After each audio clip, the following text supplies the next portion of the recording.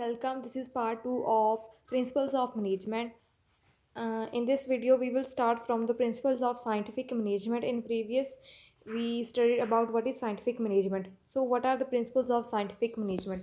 So, the principles of scientific management are: first is science, not a rule of thumb. According to this principle of scientific management, instead of rule of thumb method, scientific management practices should be followed.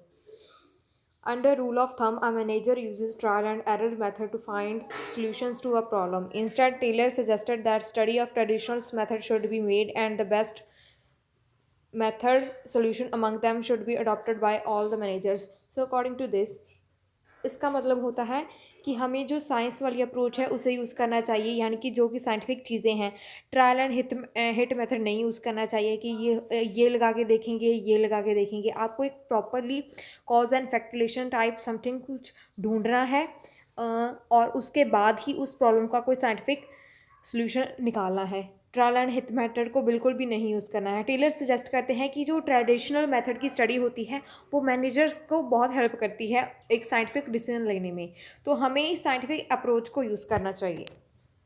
So next is harmony not Discord. इसका मतलब होता है, harmony का मतलब होता है यानी कि पीस। ठीक है जी। सो इसका मतलब होता है पीस। एंड जो मैनेजर है और वर्कर हैं उन दोनों को कंट्रीब्यूट करना चाहिए हारमोनियस वर्किंग इन्वायरमेंट को मेंटेन करने में। टेलर एम्फेसिस करते हैं एक कंप्लीट मेंटल रेवोल्यूशन होना चाहिए, यानी कि जो मैनेजमेंट है ऑर्गेनाइजेशन की उसको टेक केयर करनी चाहिए जो कि उसके वर्कर की ज़रूरतें हैं, और जो वर्कर है दूसरे हाथ पे उसको अपनी बेस्ट एफिशिएंसी पर परफॉर्म करना चाहिए। यानी कि जो दोनों हैं वर्कर और मैनेजर दोनों को कंट्रीब्यूट करना चाहिए पीसफुल इन्वायरमेंट के लिए। उनको अपनी जो थिंकिंग है उसमें बदलाव लाना चाहिए, यानी कि उनको एक दूसरे के बारे में सोचना चाहिए। जो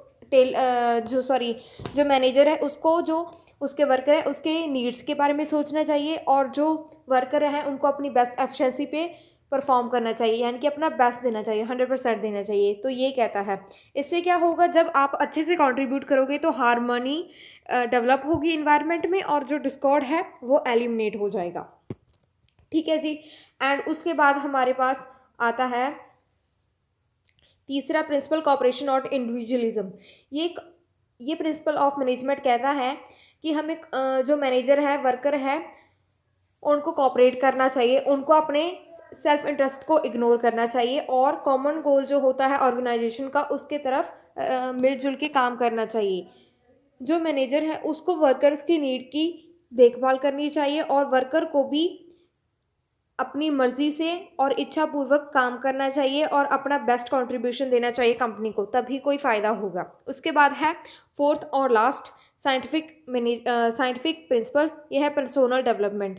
पर्सोनल डेवलपमेंट की जगह कभी कभी development of each and every person to his और her greatest prosperity and efficiency भी होता है, बट यहाँ पे पर्सोनल डेवलपमेंट दिया गया है। पर्सोनल डेवलपमेंट का मतलब होता है it aims at improving the capabilities of the employees to the maximum.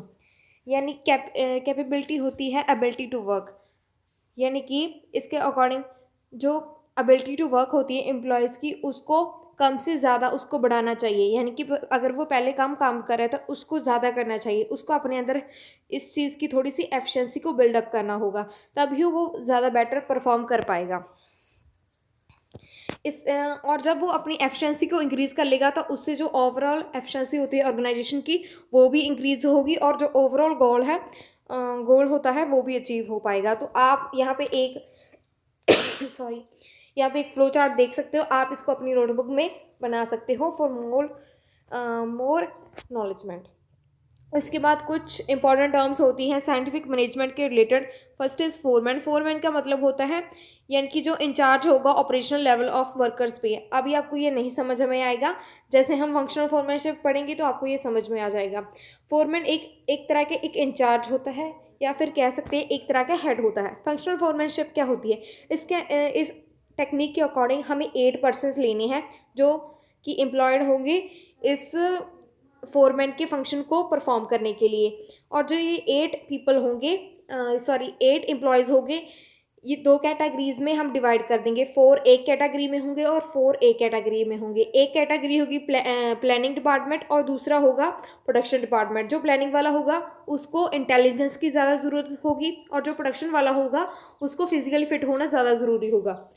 जो प्लानिंग इंचार्ज होता है, इसके अंदर 4 तरह के क्लर्क या फिर एम्प्लॉयज़ होते हैं। पहला इंस्ट्रक्शन कार्ड क्लर्क, जो कि इंस्ट्रक्शन देगा कि कौन कौन से आगे जाके क्या क्या काम करना है वर्कर्स को। रूट क्लर्क क्या होगा, किसी चीज़ को करने के लिए पाथ दिखाएगा, रोड मैप देगा या फिर रूट बना के चलेगा किसी प्रोडक्शन प्रोसेस को कैरी आउट करने के लिए। टाइम एंड कॉस्ट क्लर्क क्या होता है, ये ध्यान रखता है कि सभी चीज़ों का जो कॉस्ट है वो थोड़ा सा कम आ रहा है, मिनिमम कॉस्ट पे करनी है और जो सही टाइम पे कंप्लीट कर पा रहे हैं। अगर सही टाइम पे कंप्लीट नहीं करोगे तो घाटे का सौदा होता है। प्रोडक्शन इंचार्ज के अंदर इसके अंदर भी 4 बॉस होते हैं: speed boss, gang boss, repair boss और इंस्पेक्टर। स्पीड बॉस क्या होता है, ये देखता है कि जो टास्क है वो टाइमली कंप्लीट हो रहे हैं। और जो गैंग बॉस होता है वो सभी मशीन या टूल को रेडी रखता है वर्कर्स के लिए कि वो जल्दी से आके काम शुरू करें। रिपेयर बॉस का होता है, ये ध्यान रखता है कि मशीनें प्रॉपरली वर्क कर रही हैं, अगर नहीं कर रही हैं तो उनको रिपेयर करता है। ये इंस्पेक्टर क्या होता है, ये कंट्रोल करके रखता है जो क्वालिटी होती है वर्क डन की। मैं डिसिप्लिन बताना भूल गई, ये डिसिप्लिन को मेंटेन करने में हेल्प करता है, यानी कि जो उसका वर्किंग इन्वायरमेंट है वो अच्छा हो। आप इस जो नीचे आप देख सकते हैं फंक्शनल फोरमैनशिप का एक बहुत अच्छा डायग्राम यहाँ पे दिया गया है। आप इसका स्क्रीनशॉट लेके अपनी नोटबुक में पेस्ट कर सकते हो, इससे आपको समझने में भी और आसानी होगी। और अगली टेक्निक होती है standardisation of work. Standardisation of work implies करता है कि सेटिंग माइलस्टोन्स और बेंचमार्क फॉर एनी वर्क और एक्टिविटी, यानी कि किसी एक्टिविटी या फिर काम को करने के लिए बेंचमार्क्स को सेटअप करना, इसी हम स्टैंडर्डाइजेशन कहते हैं।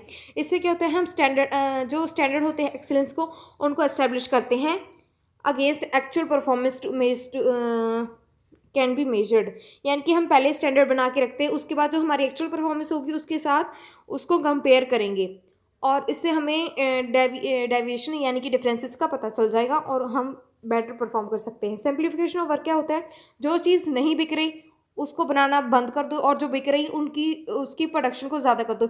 यानी कि कुछ शूज़ में साइज़ आते हैं ना, जैसे 3.5, 4.5, 6.5। तो जैसे मान लो 3.5 और 4.5 नहीं बिक रहे हैं, 3 और 4 बिक रहे हैं, तो 3.5 और 4.5 को हम कर देंगे एलिमिनेट, उनकी प्रोडक्शन कर देंगे बंद। और जो 3 और 4 और 6.5 वाले साइज हैं इनकी प्रोडक्शन को इंक्रीज़ कर देंगे। तो ये कहता है मेथड स्टडी क्या होती है, ये फोकस करता है कि हमें बेस्ट पॉसिबल मेथड ढूंढ के निकालना है एक टास्क को कंप्लीट करने के लिए, यानी कि एक ऐसा टास्क को हम ऐसा मेथड चूज़ करना है जिससे हमें मिनिमम कॉस्ट आए और टाइम पे कंप्लीट हो जाए task. It takes into account every activity involved in the task with the view to reducing the cost and maximizing customer satisfaction. हमें कॉस्ट है उसको रिड्यूस करना है और जो कस्टमर सेटिस्फेक्शन है उसको ज़्यादा से ज़्यादा करना है। और अगली स्टडी आती है या फिर अगली टेक्निक आती है साइंटिफिक मैनेजमेंट की, वो है मोशन स्टडी। इसमें क्या होता है, हम जो वर्कर के मोशन की होती है जो वर्कर के मोशंस या फिर मूवमेंट होती है उनकी हम स्टडी करते हैं एक गिवन टास्क में। ये स्टडी एम करती है कि हमें आइडेंटिफाई करना है जो अनवांटेड एक्शंस है या फिर मोशंस है या फिर एनिमुलेट करना है उनको, ताकि जो वर्क है वो कम टाइम में यानी कि कंप्लीट हो सके। जैसे कि हमने वुड्स को जैसे हमने मशीन के पास गुड्स को रख दिया, लकड़ी को रख दिया और वहाँ से मशीन तक अगर वर्कर लेके जाएंगे तो कम टाइम लगेगा। अगर वही लकड़ियाँ हमने किसी और गोडाउन में रखी होती और हमने कहा होता कि वहाँ से उठाकर यहाँ तक लाओ, तो इससे बहुत ज़्यादा टाइम वेस्ट हो जाता है। इंस्टेड ऑफ दैट हमने जो लकड़ियाँ थी उनको मशीन के पास रख दिया और उसके बाद वहाँ से वर्कर उठा कर जल्दी से डाल रहे थे और उससे प्रोडक्ट बन रहा था, तो इससे हमारा टाइम बच गया। तो इससे क्या हुआ, इसमें हमने क्या किया, जो फालतू का गैप था उसको हमने एलिमिनेट कर दिया।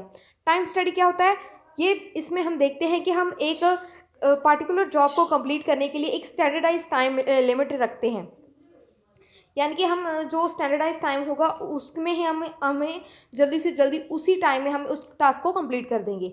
ये देखता है, ये हेल्प और जो ये टाइम स्टडी होता है ये हेल्प करता है डिसाइड करने के लिए कि कितने नंबर ऑफ वर्कर्स को हम एम्प्लॉयड करें एक पार्टिकुलर टास्क को परफॉर्म करने के लिए। उनकी वेजेस को भी डिटरमाइन करना है, यानी कि पूरी उनकी कुंडली निकालनी है।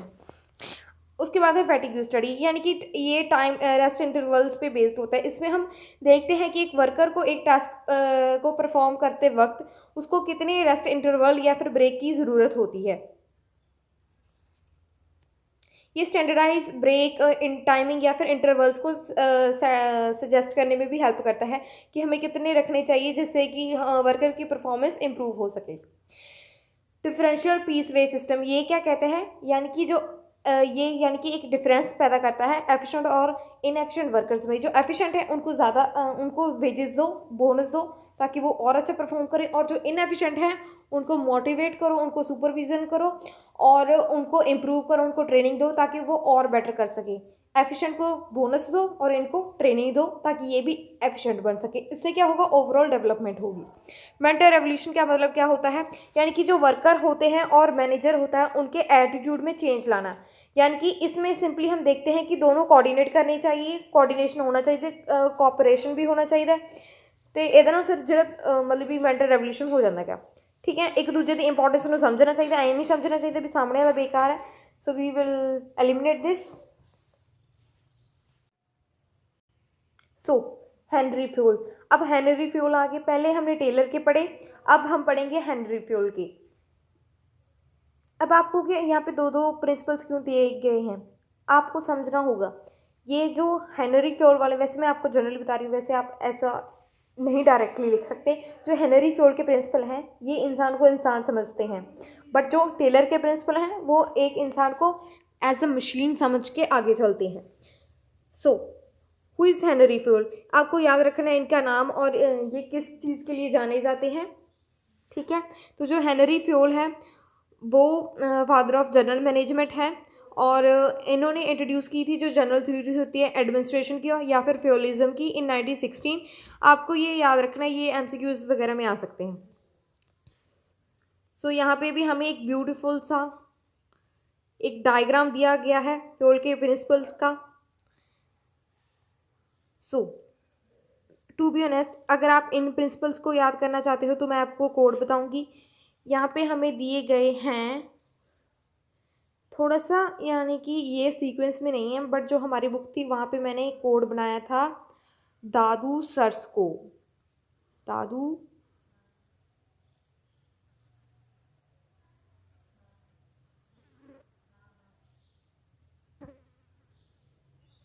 इसी ये कोड बना के हमने याद किया था। D for discipline, A for authority and responsibility. ठीक है, मैं आपको एक बार जल्दी से ऑरली बता रही हूँ। D for discipline, division of work, authority and responsibility, discipline, unity of command, unity of direction, scalar chain, remuneration to employees. C से होता था सेंट्रलाइजेशन है decentralisation, subordination of individual interest to general interest. O का मतलब order होता था, ई का मतलब होता था इक्विटी, एस का मतलब होता था स्टेबिलिटी ऑफ पर्सोनल, आई का मतलब होता था इनिशिएटिव, ई का मतलब होता था एस्पिरेट द कॉर्प्स। तो ये हमने एक फॉर्मूला इसको याद किया था, इस कोड को। आई थिंक यहाँ पे जो लास्ट वाला इसमें थोड़ा सा मुझे लगता है मैं भूलना गई हूँ, तो एक बार हम चेक कर लेंगे, कोई बात नहीं। हम आप इस कोड से याद कर लेना। अब हम इनको डिटेल में पढ़ते हैं।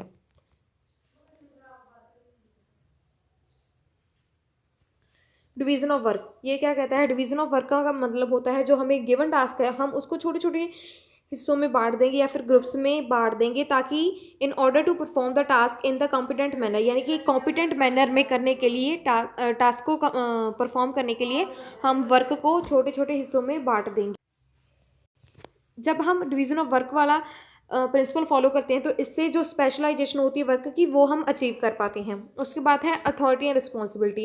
इसका मतलब होता है, अथॉरिटी का मतलब होता है यानी कि ऑर्डर्स और यानी कि पावर देनी ऑर्डर्स और असाइन ड्यूटीज़ को, और रिस्पॉन्सिबिलिटी का मतलब होता है कि किसी की ऑब्लिगेशन होती है कि परफॉर्म करनी है कोई assigned duty. According to this principle manager should strike a balance between the power and obligation. इसमें यानी कि हमें जो अथॉरिटी और रिस्पॉन्सिबिलिटी होते हैं इसमें हमें बैलेंस बना के चलना होता है। रिस्पॉन्सिबिलिटी क्या होती है, ये ऑब्लिगेशन होता है कि आपको ये ड्यूटी को परफॉर्म करना होगा, ये आपकी जिम्मेवारी होगी। अथॉरिटी का मतलब यानी कि किसी को पावर देनी। डिसिप्लिन, डिसिप्लिन का मतलब होता है यानी कि जो ऑर्गेनाइजेशन में रूल एंड रेगुलेशन है वो अच्छे से फॉलो होने चाहिए, और जो रूल्स और पॉलिसीज़ हैं वो अच्छे से फॉलो की जानी चाहिए। ये जो मैनेजमेंट होती है और वर्कर होते ही उनको रूल फॉलो करना ये दोनों के लिए ज़रूरी होता है, क्योंकि they honour the commitments and clear and fair agreements, क्योंकि इससे आप झलक सकते हो, इससे ये झलकेगा कि कमिटमेंट्स और जो फेयर एग्रीमेंट्स हैं वो फॉलो अप हो रहे हैं, तो सभी चीज़ें क्लियर होंगी। उसके बाद unity of command, unity of command इसका मतलब होता है जो एम्प्लॉयज़ होते हैं वो अपने एक ही बॉस को आंसरेबल होने चाहिए, यानी कि ऐसा नहीं है कि 3-4 बॉस को वो जवाब दे रहे हैं, ऐसा नहीं होना चाहिए। एक वर्कर्स पे आधे वर्कर्स पे एक ही बॉस होना चाहिए इसके according. If individual receives commands and directions from 2 or more superiors then this principle is violated and there will be chaos and conflicts. इसका मतलब है कि अगर एक एक ही बॉस से अगर वर्कर्स अचीव करेंगे कमांड तो इससे वो काम अच्छे से कंप्लीट कर पाएंगे, और इसी की जगह अगर 2-3 बॉस उनके डायरेक्शन दे रहे हैं तो वो एक आधा काम भूल जाएंगे और इससे क्लैश होगा और कॉन्फ्लिक्ट्स होगा। इससे जो हमारे सुपीरियर हैं वो भी झगड़े में पड़ सकते हैं। यूनिटी ऑफ डायरेक्शन क्या होता है? इसका मतलब होता है जो ईच यूनिट होती है ऑर्गेनाइजेशन की उसको काम करना चाहिए towards the accomplishment of one common organisational objective. एक गोल की तरफ उसको काम करना चाहिए। इस प्रिंसिपल के अकॉर्डिंग जो डिफरेंट यूनिट्स हैं उनके पास कॉमन गोल होना चाहिए। Should have a single head, यानी कि एक सिंगल हेड होना चाहिए कॉमन गोल्स के लिए। जो एक यूनिट है यानी कि उनका मतलब उन सभी का गोल एक ही सेम गोल है अचीव करना है, तो उनके पास सिंगल हेड ही होना चाहिए और उसे ही प्लान करने चाहिए और फ्रेम करने चाहिए जो भी प्लान्स होते हैं, और उसे कैरी आउट करना चाहिए अकॉर्डिंगली। ये सिस्टम इंश्योर करता है एलिमिनेशन हो जाती है जो ओवरलैपिंग होती है, डुप्लीकेशन ऑफ वर्क। डुप्लीकेशन यानी कि बार बार काम होना, ओवरलैपिंग यानी कि एक ही इंसान से बार बार काम कराना, या फिर overburden. Subordination of individual interest to general interest. इस प्रिंसिपल के अकॉर्डिंग हमें सेल्फिशनेस को छोड़ के जनरल इंटरेस्ट की तरफ काम करना चाहिए, यानी कि मिलजुल के काम करना चाहिए। अपने फ़ायदे के बारे में नहीं सोचना, सभी के फ़ायदे के बारे में सोचना, फिर ही हमारी जो ऑर्गेनाइजेशन है वो सक्सेसफुल होगी। Next we have remuneration of employees. इसके अकॉर्डिंग जो कॉम्पनसेशन होता है वो फेयर होना चाहिए दोनों को। किन किन को? एम्प्लॉयज़ को भी और मैनेजमेंट को भी। ये इम्प्लाई करता है जो अगर एम्प्लॉयज़ को फेयर वेजेस और सैलरीज मिलेंगी तो वो भी इंजॉय कर पाएंगे रीज़नेबल और जो डिसेंट लाइफस्टाइल होती है। ठीक है जी। अगर आप अपने ही एम्प्लॉयज़ को दबा रहे हो तो आपसे बुरा कोई भी नहीं होगा। अगर आप ऐसे ही करते रहोगे तो वो आपकी कंपनी छोड़ के भाग जाएंगे और आपकी कंपनी डूब जाएगी। Centralization and decentralization. सेंट्रलाइजेशन का मतलब होता है यानी कि जो अथॉरिटी होती है यानी कि जो पावर होती है वो सिर्फ कुछ इंसान के पास होनी, यानी कि सिर्फ एक सुपीरियर के पास होनी। डिसेंट्रलाइजेशन क्या होता है? जो पावर होती है वो अलग अलग हिस्सों में बांट दी जाती है, यानी कि टॉप मैनेजमेंट के पास होगी कुछ पावर मिडिल में और कुछ लोअर में, ऐसा होता है। सेंट्रलाइजेशन में सिर्फ टॉप मैनेजमेंट के पास होती है। स्केलर चेन यानी कि ये प्री डिटरमाइन होते हैं, ये फॉर्मल पाथ होता है अथॉरिटी और कम्युनिकेशन का in order of the highest to lowest. यानी कि एक चेन होती है, यानी कि अगर कोई जैसे पॉलिसी बनी है सो वो या फिर कोई खबर है, जैसे मान लो कोई इम्पोर्टेंट चीज़ है बतानी, बस पहले टॉप मैनेजमेंट के पास आएगी, टॉप मैनेजमेंट के बाद वो मिडिल में जाएगी, मिडिल के बाद लोअर में, यानी कि एक स्केलर चेन फॉलो हो रहा है, एक सीक्वेंस है। और जो हर इंडिविजुअल होता है ऑर्गेनाइजेशन में उसको फॉलो करनी पड़ती है, ये चेन होती है जो कि अथॉरिटी की कम्युनिकेशन के लिए। ऑर्डर का मतलब क्या होता है? ऑर्डर फोकस करता है on the right arrangement of things at their respective places, यानी कि सही जगह पे सही चीज़ों का बंदोबस्त होना चाहिए, यानी कि right person at the right place at the right time. सही जगह पे सही इंसान को सही वक्त पे होना चाहिए। Order helps in carrying out the task smoothly and violation of this principle leads to chaos and delay in the work। अगर ये प्रिंसिपल नहीं ढंग से फॉलो हो रहा है, क्लेश होगा, डिले होगा वर्क में, यानी कि स्लो डाउन। और अगर ये सही से फॉलो हो रहा है तो जो टास्क होंगे सभी वो स्मूथली होंगे एंड हमारा ऑब्जेक्टिव अचीव हो पाएगा। Equity. Equity focus on treating each employ Fairlie and all employees equally. Equity का मतलब होता है इक्वली, यानी कि जो सारे एम्प्लॉयज़ हैं उनको हमें फेयरली और इक्वली ट्रीट करना चाहिए। According to this principle all employees should be equal in the eye of management, यानी कि मैनेजमेंट की नज़रिए में सभी एम्प्लॉयज़ एक बराबर होने चाहिए। कोई फ़र्क नहीं पड़ता उनका क्या रीजन है, लैंग्वेज है, कास्ट है और what ever kind of that, वो बिल्कुल जो भेदभाव है वो बिल्कुल भी नहीं होना चाहिए। स्टेबिलिटी ऑफ पर्सोनल, स्टेबिलिटी का मतलब होता है means that the management should follow a rigorous procedure for selection of potential candidates and should work towards retaining employees for the maximum period, यानी कि अच्छा सा बेटर प्रोसेस होना चाहिए जब हम सिलेक्ट करते हैं पोटेंशियल कैंडिडेट्स को, और जो वर्क है sorry stability of personnel, stability means यानी कि जो मैनेजमेंट है उसको रिगरस प्रोसीजर फॉलो करना चाहिए सिलेक्शन ऑफ पोटेंशियल कैंडिडेट्स, यानी कि उनको जब हम पोटेंशियल कैंडिडेट्स को सिलेक्ट कर रहे हैं तो उसको एक यानी कि फुल फ्लैच और एक अच्छा सा प्रोसीजर को कैरी आउट करना चाहिए जब वो कैंडिडेट्स को सिलेक्ट कर रहे होते हैं। और उनको इस तरह का प्रोसीजर रखना चाहिए कि जो हम कैंडिडेट्स को सिलेक्ट कर रहे हैं तो वो हम मैक्सिमम पीरियड के लिए कर ले हैं, यानी कि लॉन्ग टर्म होना चाहिए। और ये प्रिंसिपल इंश्योर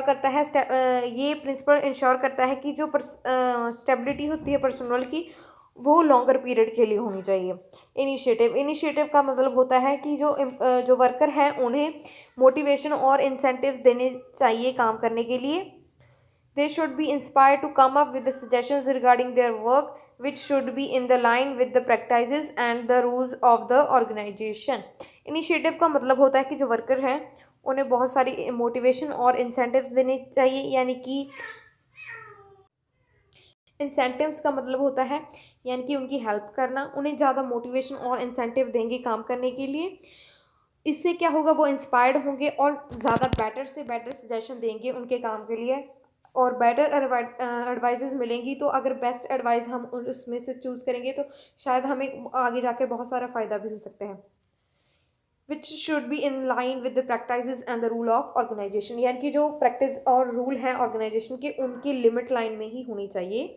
जो चीज़ें हम नहीं करती उनका सजेशन हमें नहीं देना। एस्पेरेट द कॉर्प का मतलब होता है यानी कि आई की जो एक लीडर होगा आई की जगह वी यूज़ करेगा। इससे क्या होगा, मोटिवेशन बना रहेगा और हमारी बुकिश लैंग्वेज के अकॉर्डिंग जो ये कंसेप्ट है ये रिकमेंड करता है कि जो सारे एम्प्लॉयज़ हैं उन्हें वर्क करना चाहिए एक यूनिटी में, एक के साथ सभी के साथ मिलजुल के। इन अदर वर्ड्स यानी कि जो टीम स्पिरिट होती है वो प्रमोट की जाती है मैनेजर्स के द्वारा, और जो एक एम्प्लॉय होता है उसके पास सेंस होती है या फिर her belongingness in the organisation. So last we have difference between unity of command and unity of direction. ये क्वेश्चन हमारे एग्जाम में आ सकता है 3 to 4 मार्क्स की वेटेज में। तो देख लेते हैं यूनिटी ऑफ कमांड और यूनिटी ऑफ डायरेक्शन में difference. So meaning, unity of command का मीनिंग क्या होता है? यूनिटी ऑफ कमांड का मीनिंग क्या होता है? This principle suggest that a subordinate should receive orders from only one superior, यानी कि एक सुपीरियर को सिर्फ एक सबॉर्डिनेट को ही एक ही सबॉर्डिनेट को डायरेक्शन देनी चाहिए यूनिटी ऑफ कमांड के अकॉर्डिंग। यूनिटी ऑफ डायरेक्शन क्या होता है? ये प्रिंसिपल सजेस्ट करता है कि जो सारी ऑर्गेनाइजेशन एक्टिविटीज़ होंगी वो है उनके पास सेम ऑब्जेक्टिव्स होगा तो उनको ग्रुप्ड करेंगे टुगेदर और एक ग्रुप बन जाएगा उनके साथ, और उनको कैरी आउट करना चाहिए as per common plan under the supervision of one superior, यानी कि जो एक सुपीरियर होगा उसके सबॉर्डिनेशन में करना होगा। यानी कि एक ही अगर यूनिटी ऑफ डायरेक्शन की बात करें हैं तो एक सुपीरियर होगा जिसके पास एक ग्रुप होगा जिसका सेम ऑब्जेक्टिव है और वही सुपीरियर सारा कुछ उनका तैयार करेगा। यूनिटी ऑफ कमांड में क्या था, यानी कि एक सुपीरियर के द्वारा एक ही सबॉर्डिनेट को यानी कि यूनिटी ऑफ कमांड में क्या होगा, एक सुपीरियर ही सबॉर्डिनेट को डायरेक्ट यानी कि ऑर्डर देगा। ऑब्जेक्टिव क्या होता है? मेन यूनिटी ऑफ कमांड का मेन ऑब्जेक्टिव होता है यानी कि जो ड्यूअल सबॉर्डिनेशन है उसको एलिमिनेट करना है। यूनिटी ऑफ डायरेक्शन का ऑब्जेक्टिव होता है यानी कि जो ओवरलैपिंग और डुप्लीकेशन ऑफ वर्क होती है उसको अवॉइड करना है। जो यूनिटी ऑफ कमांड है वो फोकस करती है सिर्फ एक इंडिविजुअल पे, और जो यूनिटी ऑफ डायरेक्शन है वो पूरी ऑर्गेनाइजेशन एज होल को के ऊपर फोकस करती है। ये सिर्फ एक को देखती है, ये होल को देखती है, यानी कि पूरी की पूरी को। ठीक है जी। उसके बाद एम, जो यूनिटी ऑफ कमांड होता है उसका एम होता है कि जो कन्फ्यूजन वगैरह होती है फंक्शनिंग ऑफ इंडिविजुअल एम्प्लॉयज़ की, उसको प्रिवेंट करना है। यूनिटी ऑफ डायरेक्शन का एम होता है यानी कि यूनिफाई करने हैं एफर्ट्स होते हैं, जो यानी कि